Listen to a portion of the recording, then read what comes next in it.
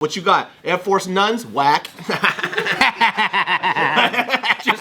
just no, they're Air Force Ones. I just want to say that. Everybody show your ears. One at a time.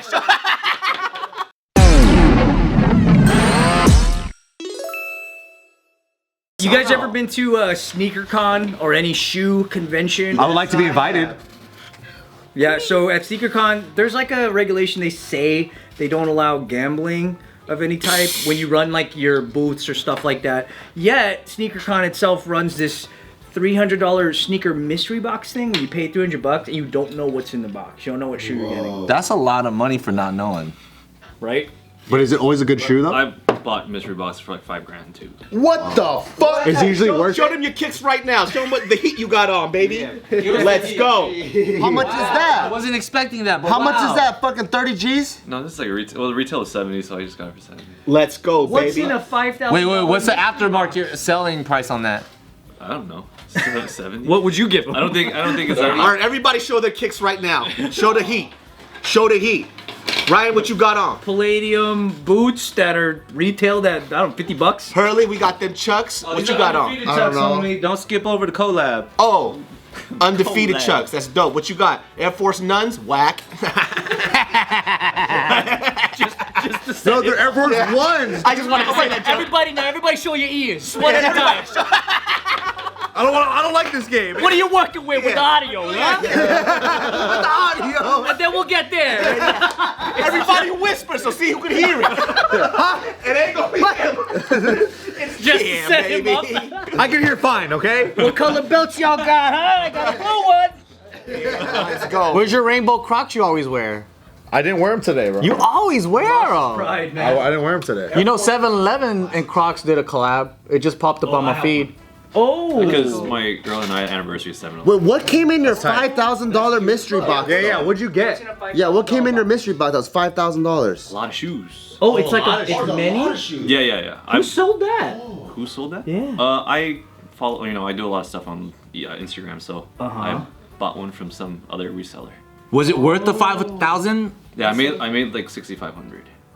Oh, that's tight. So your purpose of buying shoes is to resell. That is like your main thing. Yeah. Well, I did used to always like it. I just couldn't afford it, like a lot of people. And then now that I can, then I'm like, well, there's money. You're like, in fuck it. those regular people. Yeah. Yeah. I got annoyed that there was resellers like everybody else. So then I was like, fuck it, I'm just gonna join them. Yeah. And then I Oh, just that's joined good, dude. You're a good person. Good arc, a good villain arc. You know, I fucking hate those sex traffickers, but I was like, hey, you might as well just join them. It's a lot of money in it. A lot of money in that shit. Hey, JK News, baby.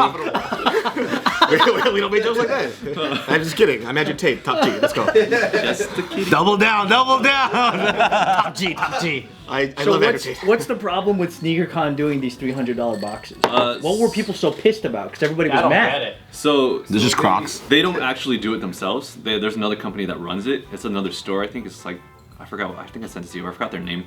But there's another store, and then they just made a whole bunch of mystery boxes that they said was worth $300, but they're really not. There's like 2 or 3 shoes out of like the 50 boxes that is an actual. So people getting duds, huh? Yeah. So in your case, like when you buy a mystery box from these reputable guys, you know you're getting kind of value, but you just don't know what shoes. Yeah. So most of the time when I buy it, I make sure like it's at least 15 to 20% like profit for me, because they're giving me stuff that I don't know what's in there, and it could be something that they can't sell. So, and I can possibly sell, because I'm in LA. So Where do you sell at? I sell on Instagram, OfferUp. Oh, nice. So the way that like mystery boxes work though, they'll be like, hey, I'm gonna sell you this thing for $5,000. You don't know what kind of shoe you're gonna get, but it's around $5,000 in value. Do you know that? Or sometimes it's like, surprise, it's $20 worth. Well, yeah, that's why I have to vet whoever I'm buying it from. Oh. So if I don't know you, I won't buy it from you. Or I'll have you send it to me first, and I'll pay you afterwards if I think it's good enough value. What? How's that a mystery box? Well, I'm still taking the mystery boxes. I don't know what it is, but as long as there's like at least whatever I paid for, then I'll give you your money. But that's only with people that trust me too with the money, right? Yeah. So that's why I have to build Don't you up be my hating rep, too. selling OfferUp though? OfferUp people are the This is most so annoying. sketch, dude. This is what I hate about people on OfferUp. Right? You'll put something up, right? Like let's say this is worth $700, right? We go $700. This is what it's worth. Blah blah blah. Somebody like, hey, $25 cash today. I'm like, what? Like, how the fuck is that enticing to me? But I got the cash right now. It's $25 though. Why the fuck would I sell this to you? You would love this one dude. He pulls this thing, like he'll list something, and when someone lowballs him, he'll go, all right, why not? Here's the address. They pull up to the address, and they go, what should I do? And he's all, come inside. And they're like, to the comedy club? And he goes, yeah, then go on stage and tell them your jokes. Let's go, dude. So messed up. It's the fucking Comedy club at the Haha Cafe. Yeah. I love that shit, dude. Because I always resell gear all the time, and there's always somebody who lowballs, but they're always full of shit, right? So like, I just sold a camera recently, and then this person like lowballed by like $2,000. I'm like, what? God damn. Yeah, because I was selling the camera. I sold it to a fan actually, and I gave it to a really good price because he's a fan. So I'm like, well, fuck it. If it's a fan, I'll give it to him for super cheap.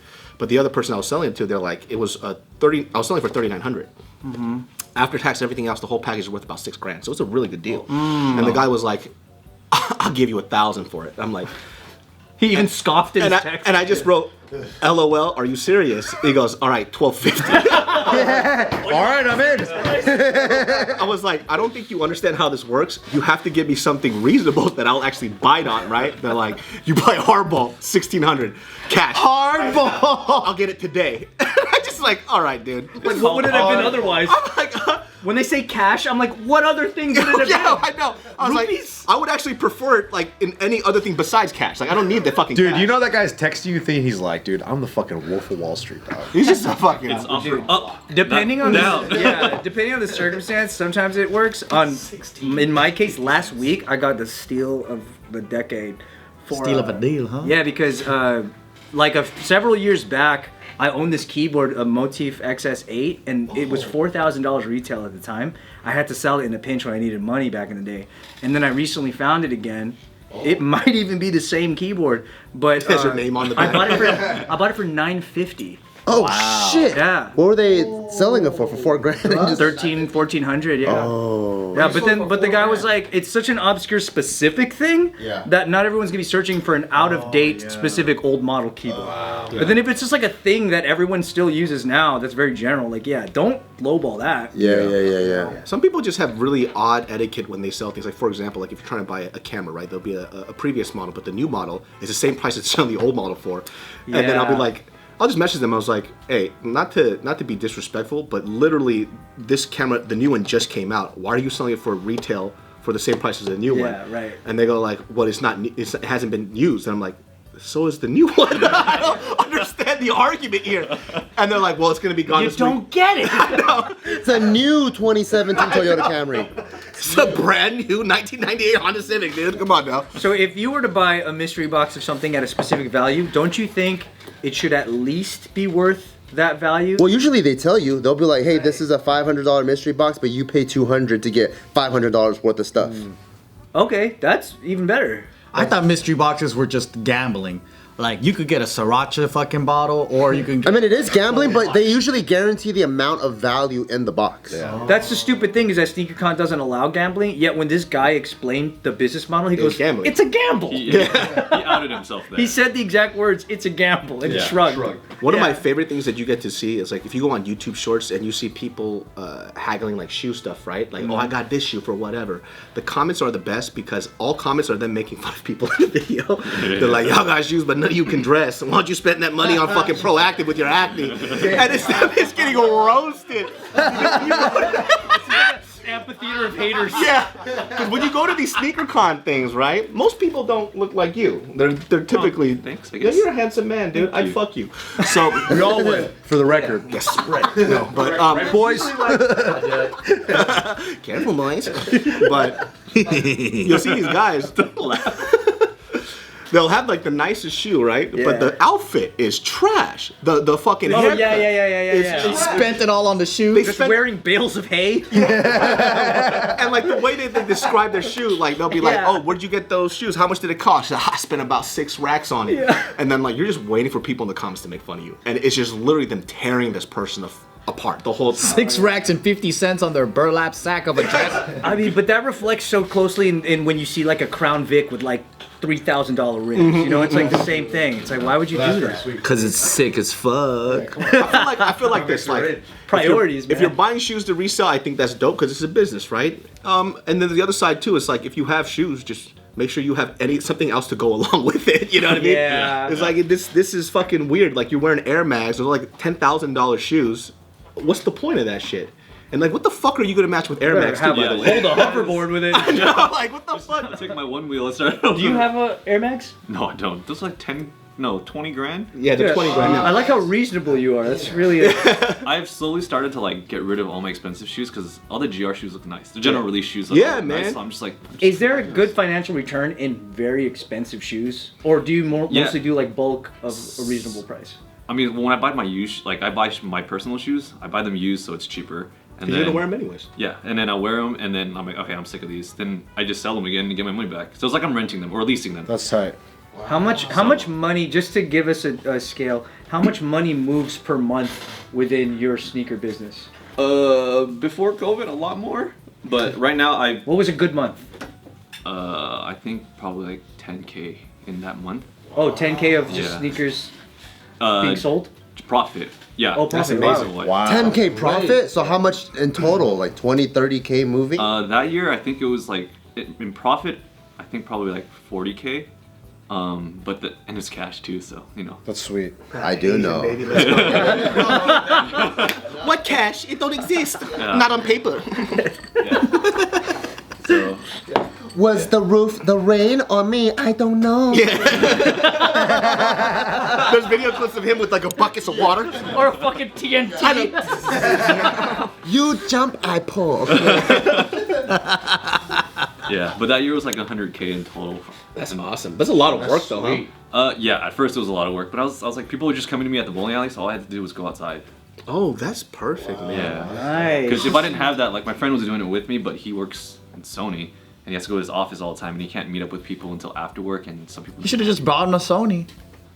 brought him to Sony in his office. Yeah, that's true. They all have money there. Did you ever get into like watches and stuff? Because people buy and sell watches. Yeah, I had guys that are like, do you want to get into Rolexes and stuff like that? And I was like, that's a lot of money. I was a little too scared. I mean, you're already moving like 10 G's, 20, 30, 40 G's. Yeah, but that's from like $100 to like $500 shoes. That's small margins, and then that one's just like The 120K in one. The clientele for shoes is fucking huge too. It's like ridiculous. And it's global, like, right? It's just a Well, matter of like how much do you want to make, you know? It got worse because China and US, all that Nike, Oh. that stuff is affected it a lot. Really? Yeah. In what way?